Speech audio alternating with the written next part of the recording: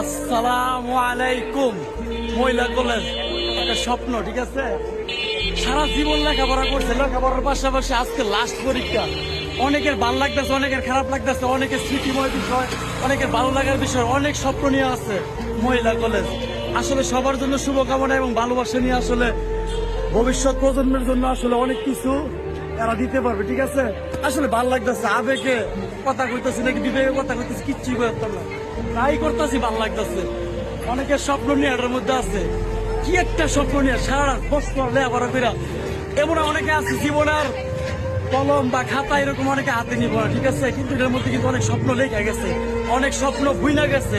আসলে ভবিষ্যৎ যাতে সুন্দর হয়, ভালো হয়, এর জন্য আর কি সুন্দর একটা আবেগে বইরা ভিডিও করলাম। আসলে অনেকে পাগল করবো, ছাগল করবো, কোনো সমস্যা নাই। আমার ভাই বা বোন কইছে কোনো সমস্যা নাই, এই যে পুরো এরিয়াটা একটা ভিডিও করলাম। মহিলা কলেজ স্বপ্ন বোনার জায়গা, ভাল লাগতেছে অনেক, আবেগে করলাম।